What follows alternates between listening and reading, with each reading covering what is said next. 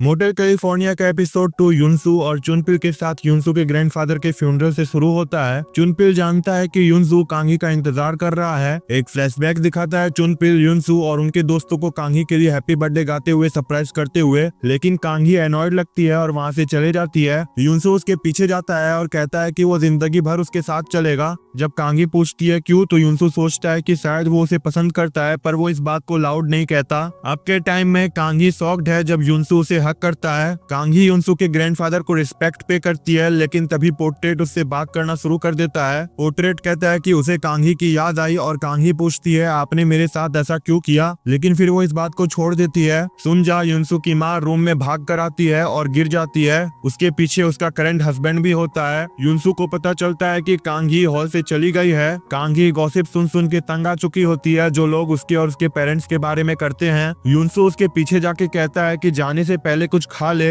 जब वो चला जाता है तो स्योंग युन, उनका एक और दोस्त, कांगी को आर्युम, उनके ग्रुप की एक और फ्रेंड से मिलने के लिए कहता है। कांगी और आर्युम बैठती है, लेकिन फ्यूनरल हॉल में लोग उनके बारे में डेरोगेटिव बातें करते हैं। फ्लैशबैक दिखाता है कि कांगी, स्योंग युन, आर्युम, हानवू और युनसू एक ग्रुप ऑफ फ्रेंड्स थे। बाकी लोग उन्हें टीज करते थे, कांगी को मोटेल रूम में रहने के लिए, हानवी को फार्म में रहने के लिए और युनसू को ओवरवेट होने के लिए। उन्होंने इनका नाम गैंगस्टर्स रखा था जो कांगी के नाम का प्ले था। तभी कांगी ने क्लेवरली लाइटनिंग स्ट्राइक का इंतजार किया था। अब के टाइम में कांगी उन लोगों के टेबल पे जाती है जो उन्हें बुली करते थे और उन्हें लाइटनिंग इंसिडेंट याद दिलाती है, खास करके उनके लीडर योनयुल को। योनयुल उसे मॉक करता है और उस पे ड्रिंक फेंकता है। कांगी एक बॉल नूडल्स उस पे गिरा के वहां से चली जाती है। वो उस पे बोतल फेंकता है, लेकिन योनसू इंटरसेप्ट करता है और जब योनसू ज्यादा ओवर करता है तो उसे पंच कर देता है। सुनजा कांगी के बिहेवियर को क्रिटिसाइज करती है और योनसू को उससे दूर रहने के लिए वार्निंग देती है। दूसरी तरफ कांगी स्योंगयुन का थैंक्स करती है उसके डैड के साथ रहने के लिए। फिर वो मोटेल वापस जाती है और अपने पास्ट को याद करती है जब उसने योनसू से कहा था कि वो इस टाउन में और नहीं रह सकती और उसे जाना चाहिए। कांगी गोसीवॉन सियोल का लो रेंटिंग लॉजिंग वापस जाती है जहां वो अब रह रही होती है। उसे स्योक्युंग का कॉल आता है जिसमें वो कहती है कि उसने मोमेंट से रिजाइन कर दिया है और जल्दी से कॉल कट कर देती है। उसे याद आता है कि रिजाइन करने के बाद वो ड्रंक हो गई थी और स्योंगयुन ने उसे कॉल किया था। उसने ड्रंकन स्टेट में उसे अपने घर इनवाइट किया था और वो आ गया था। कांगी जंगू से मिलती है और पता चलता है कि मिस्टर मॉक चाहता है कि वो दोबारा ज्वाइन करे, लेकिन कांगी रिफ्यूज कर देती है और कहती है कि वो उनके साथ काम नहीं करेगी जिनसे वो डिसलाइक करती है। स्योक्युंग और एस्थर उसे हायर पेमेंट का ऑफर करते हैं, लेकिन वो पेमेंट लेने से मना कर देती है क्योंकि उन्होंने उसका सेल्फ रिस्पेक्ट वापस कर दिया है एज ए डिजाइनर। एस्थर उसे अपने वेडिंग पे इनवाइट करती है और दोस्ती का ऑफर कर देती है। वापस गोसीवॉन में कांगी देखती है कि पाइप्स काम नहीं कर रहे हैं और वो सावर नहीं ले सकती। आर्युम उसे कॉल करके पूछती है कि क्या वो कांगी के घर 1-2 दिन के लिए रह सकती है। कांगी झूठ बोल देती है कि वो बिजनेस ट्रिप पे जा रही है, लेकिन आर्युम और युनसू जानते हैं कि वो झूठ बोल रही है और मोमेंट में काम नहीं करती।